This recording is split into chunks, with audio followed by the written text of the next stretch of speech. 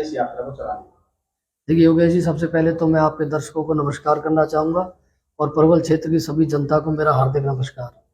मैं आपको बताना चाहता हूँ कि पलवल जिले का जिस तरह पलवल जिले के हकों को लेकर, चाहे वो शिक्षा की बात हो, चाहे स्वास्थ्य की बात हो, चाहे खेल की बात हो, उन सभी हकों को लेकर कि किस तरह से पलवल जिले को जो विकसित जिले बाकी हैं, जैसे कि मैं सोनीपत जिले की बात करूँ, रोहतक जिले की बात करूँ, हिसार जिले की बात करूँ, उनमें शिक्षा की किस तरह शिक्षा की प्रगति की किस तरह हुई है। कहाँ वेटरनिटी और एनिमल हस्बेंड्री हॉस्पिटल्स वहाँ हैं, वहाँ यूनिवर्सिटी शैक्षणिक यूनिवर्सिटी है। जब मैं यूनिवर्सिटीज़ की बात करूंगा तो आपको एक बहुत आसान सी बात बताना चाहता हूँ कि जब एक जिले में कोई शैक्षणिक यूनिवर्सिटी होती है तो लगभग 2.5 से 5 हज़ार तो वहाँ सिक्योरिटी गार्ड के रोजगार पैदा हो जाता है। वहाँ के क्षेत्र जहाँ यूनिवर्सिटी बनेगी वहाँ दूर दूर तक आप अपनी दुकान लगाइए, किसी भी कपड़े की दुकान लगाइए, आप बुक्स की दुकान लगाइए, कंप्यूटर की दुकान खोलिए, आप वहाँ किसी भी तरह का बिजनेस अपना खड़ा कर सकते हैं। हमारा क्षेत्र बहुत ज़्यादा विकसित है अन्न के मामले में। खाने पीने का अन्न घर का है उनका, वो अपने बड़े बड़े होटल खोल सकते हैं जहाँ यूनिवर्सिटी के हॉस्टल के बच्चे बाहर खाने पीने गए। तो इस तरह से शिक्षा, स्वास्थ्य और खेल के मूलभूत सुविधाओं को लेकर हम इस पलवल जल यात्रा को शुरू कर रहे हैं। पलवल पूरे जिले की बात करें, प्रत्येक गांव में जाओगे या कहाँ कहाँ जाओगे आप इस यात्रा को? देखिए मैं आपको साफ साफ बता देना चाहता हूँ कि पलवल जिले जब यदि पलवल जिले में कोई शैक्षणिक संस्थान आता है, कोई यूनिवर्सिटी आती है, तो निश्चित रूप से रोजगार पूरे पलवल जिले के लिए होगा। अब पलवल जिले में 3 विधानसभाएं आती है, उन 3 विधानसभाओं में जितने भी गांव है, प्रत्येक गांव में हम इस जन कल्याण यात्रा को ले जाएंगे, जिसमें पलवल के हक को बहुत मजबूती से उठाया जाएगा। और हमने इस तरह से इसका तय किया है कि हम हर गाँव में जाएंगे, वहाँ के ग्राम पंचायत के जनप्रतिनिधि से एक दिन पहले संपर्क करेंगे कि आप वहाँ पर मुनायदी करवा के अपने गांव के लोगों को इकट्ठा करें, क्योंकि कलेक्टिव जो हम एफर्ट्स करेंगे उसी के बाद हम इसमें सफल हो सकते हैं। और उस सरपंच से हमने एक लेटर हेड तैयार करवाया पलवल जन कल्याण यात्रा, जिसमें पलवल के लिए एक शैक्षणिक विश्वविद्यालय, एक एम्स की ब्रांच और एक अंतर्राष्ट्रीय स्टेडियम और खेल परिसर, जो कि हर जिले में हरियाणा में खेल परिसर है, लेकिन जब पलवल जिले की बात करूँ तो उसमें खेल परिसर नहीं है। आप देखिए कि जब मेडल की बात जब होती है पूरे हरियाणा से, कहीं कोई वर्ल्ड चैंपियनशिप में जीत रहा है, कभी कोई ओलंपिक में मेडल आ रहा है, लेकिन पलवल और फरीदाबाद के क्षेत्र से कोई मेडल नहीं आता। वो क्यों नहीं आता? वो इसलिए नहीं आता कि हमारे पास खेल की सुविधाएं पूर्ण रूप से नहीं है। तो उन सरपंचों को हम एक दिन पहले बता के और वहां पर पूरे लोगों को इकट्ठा करके उनको समझाएंगे कि पलवल किस तरह से पिछड़ा रहा और किस तरह से हम इसका जो खोआ हुआ हक है उसको दिला सकते हैं, और फिर ग्राम पंचायत से समर्थन लेंगे। इसी तरह हम गाँव तक जाएंगे। तो कब तक ये यात्रा आपकी चालू होगी? जो हम बात करें तो पलवल जल कल्याण की आप बात करें। अभी तो हमने कोई ऐसी डेडलाइन खास तय नहीं की है, लेकिन मैं फिर भी आपके दर्शकों को और पलवल के एक एक व्यक्ति को, युवा को, उनके अधिकारों के लिए बात बता देना चाहता हूं कि अगले महीने से हम हर रविवार को हर गांव में एक पंचायत रखेंगे, जिसमें हम मजबूती से उनको समझाएंगे किस तरह से। जब मैं और जिलों की बात करूंगा, आप देखिए कि पलवल जिले में एक सुभाष चंद्र बोस स्टेडियम, जो कि बहुत छोटा सा स्टेडियम, आप RTI लगा के चेक कर लिए कि कितने वहां पर कोच बैठे, कितना प्रशिक्षण वहां पर दिया जा रहा है और कितने आज तक बच्चे वहां से निकले हैं। अब पलवल जिले की बात करूँ तो अच्छे अच्छे रेसर हमारे जिले से हुए, लेकिन वो एक लेवल तक ही रह जाते, कभी आगे नहीं बढ़े क्योंकि कभी उनको प्रशिक्षण नहीं मिला। मैं अपने पलवल से और हसनपुर तक के इस रोड के क्षेत्र की बात करूं, जहाँ शैक्षणिक संस्थानों की मैं बात करूं, देखिए पलवल जिले के अंदर 6 कॉलेज है, गवर्नमेंट कॉलेज जो सरकार ने बनाए, लेकिन उन 6 कॉलेजों में पूर्ण रूप से स्टाफ नहीं है। अभी RTI मैंने लगाई तो उसमें पता लगा कितनी सैंक्शन पोस्ट है और कितने टीचर वहाँ एक्चुअल में पढ़ा रहे हैं। आप देखिए कि हमारा कॉलेज में केवल 2 प्रोफेसर से चल रहा था, बड़ौली गांव का कॉलेज। ऐसे 6 कॉलेजों में मैंने खुद ही वहाँ फ्री ऑफ कॉस्ट वहाँ पढ़ाया, जिसके बाद कॉलेज का परीक्षा परिणाम अच्छा रहा। तो ऐसे ही पलवल बहुत ज्यादा पिछड़ा पड़ा है। शिक्षा की बात करूँ, खेल की बात करूँ, स्वास्थ्य की बात करूँ, आपको एक बहुत गहरी आपको बात बता देना चाहता हूँ कि पलवल का जो हॉस्पिटल है, जो पलवल में सिविल हॉस्पिटल जो बना हुआ है, मुझे आंतरिक सूत्रों से इस बात का पता लगा कि वहाँ पैरासीटामोल की जो सबसे बेसिक दवाई है, वो दवाई भी 2-2 महीने कई बार नहीं आ पाती। लेकिन कर्मचारी इस बात को मुखर होकर नहीं कह सकते क्योंकि उन्हें अपना रोजगार करना पड़ता है और इसी वजह से वो खुलकर इस बात को नहीं बोलते। ऐसे बहुत सारे लैक्स हैं। मैं आपको एक बहुत अभी परसों का एक बात बताऊं, जहाँ तक वन्य जीव की मैं बात करूं, अभी हमारे क्षेत्र में एक रोज घायल हो गया था, नीलगाय जिसको हम बोलते हैं। तो देखिए कि फरीदाबाद और पलवल दोनों जिलों की जब मैं बात करूं तो फरीदाबाद में केवल 5 व्यक्ति कार्यरत हैं। जो 5 व्यक्ति पूरे फरीदाबाद जिले को और पलवल जिले के वन्य जीव, जो भी कोई दुर्घटना होती है किसी भी प्रकार की होती है, वही वहां तक देखते हैं। तो आज जरूरत है पलवल जिले में अपनी खुद की एक डिपेंडेंट वन्य जीव जो उसकी डायरेक्टरी होती है उसको स्थापित करने की, जिसके बाद हमारे वन्य जीव, जैसे कि फरीदाबाद से उस दिन टीम आई थी और उस नीलगाय की मृत्यु हो गई थी, वहां पर सुल्तानपुर गाँव का एक बहुत बड़ा इंसिडेंट था। तो इसी तरह से बहुत सारी बातें हैं। किस तरीके से युवाओं को अपने साथ जोड़ पाओगे, बुजुर्गों को जोड़ पाओगे, जनता को किस तरीके से आप जोड़ पाओगे इस यात्रा में? देखिए मैं आपको साफ साफ बताऊं कि पलवल की जो साक्षरता दर है वो 69.2 है। और साक्षरता दर की जहाँ तक मैं बात करूँ कि आप सोनीपत में जो जिसे कहते हैं कि विश्वविद्यालयों का गढ़ है, जहाँ सबसे ज़्यादा यूनिवर्सिटीज़ है, तो सोनीपत की शिक्षा दर 76-77 के अराउंड है।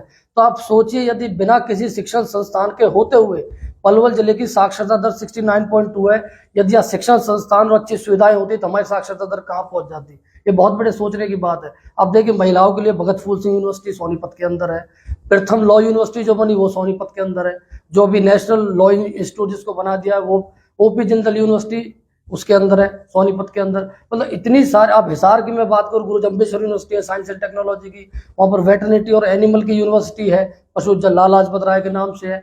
तो इस तरह बहुत सारे, आप जींद की बात करूं वहाँ भी CRSU है, भिवानी की बात करूं CDLU है। तो इस तरह लगभग हर जिले में एक शैक्षणिक यूनिवर्सिटी है, लेकिन पलवल इस मामले में बहुत पीछे रहा। इसी वजह से देखिए कि ये बात साफ दर्शाती है कि हमारे पलवल जिले के युवाओं के अंदर टैलेंट की बिल्कुल भी कमी नहीं है, लेकिन जब शिक्षण संस्थान ही नहीं होंगे, अब कौन अपनी बहन बेटियों को, भगत फूल सिंह महिला विश्वविद्यालय खानपुर कला सोनीपत में है, अब कौन पलवल से अपनी बहन बेटियों को हायर एजुकेशन के लिए रोहतक भेजेगा, सोनीपत भेजेगा। यदि इस तरह की सुविधाएं हमारे जिले में हो जाए तो निश्चित रूप से हमारी बहन बेटियां शिक्षा के क्षेत्र में किसी से पीछे नहीं है।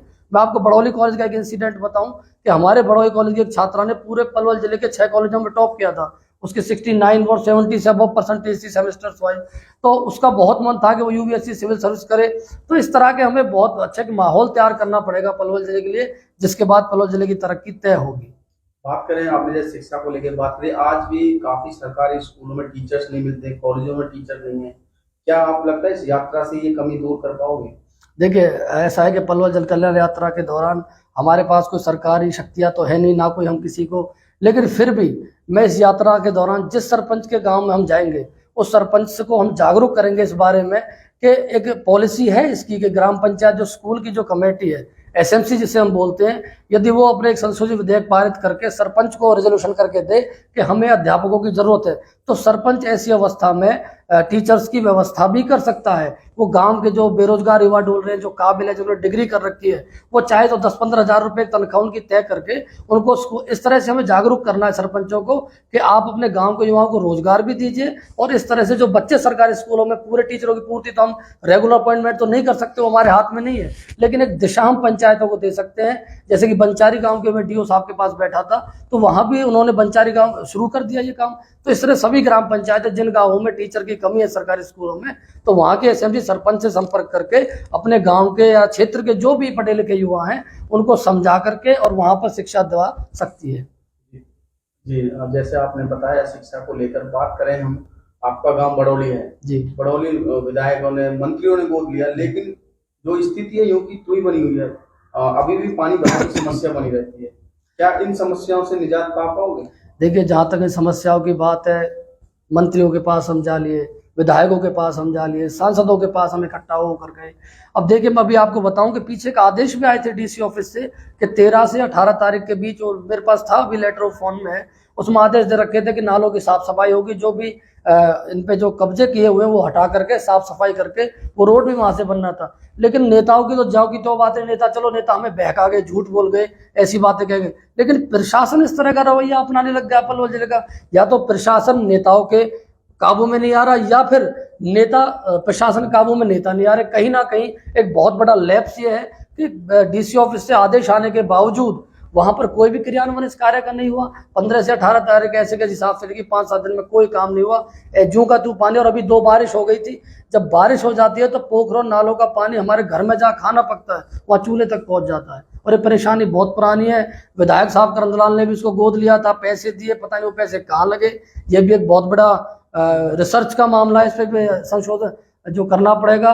उसके बाद कृष्णपाल जी ने भी बड़ौली गांव को गोद लिया, और वो तो अपना पैतृक क्षेत्र भी बताते हैं बैसलात को, लेकिन पैतृक क्षेत्र की तरफ ना तो उन्होंने आज तक देखा है। ठीक है, आपने कॉलेज बनवा दिया, आपने ब्लॉक बड़ौली बनवा दिया, बहुत बढ़िया, लेकिन इनका ख्याल कौन रखेगा?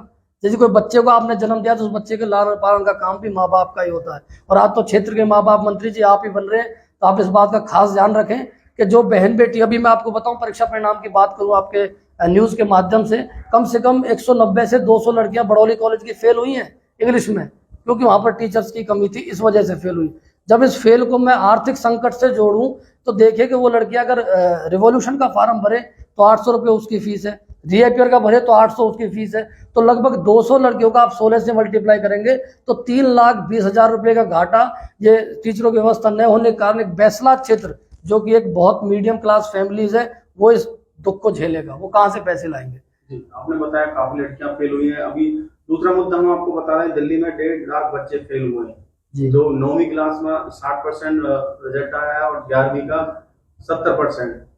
जहाँ केजरीवाल सरकार ने दावे किए थे सरकारी स्कूल प्राइवेट स्कूल से अच्छे होंगे, कहाँ है वो आज?